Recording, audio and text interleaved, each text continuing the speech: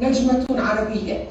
ضيفتي هي من البصرة الفيحاء في العراق، متميزة جدا، رقيقة ونجمة في مجال. رحبوا معي برحمة رياض أحمد.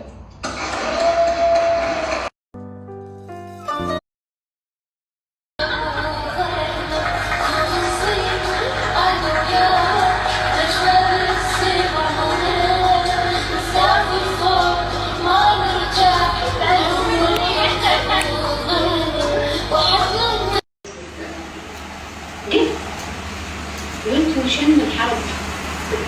قلت لانه انا قلت لهم انه هذا الشيء انا اريد اقوله للناس.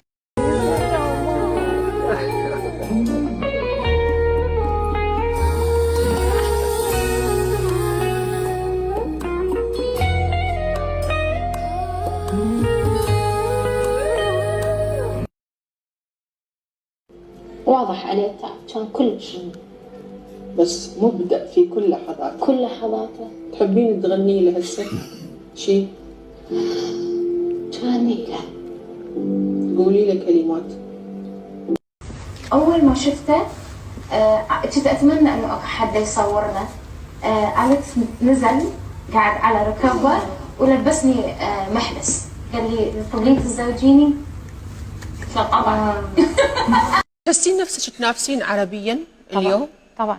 بس لو مثلا قلت لك اسماء شيرين، اسماء المنور، ايه قلت لك انغام، هذا اللون الطربي اكيد بالعافيه.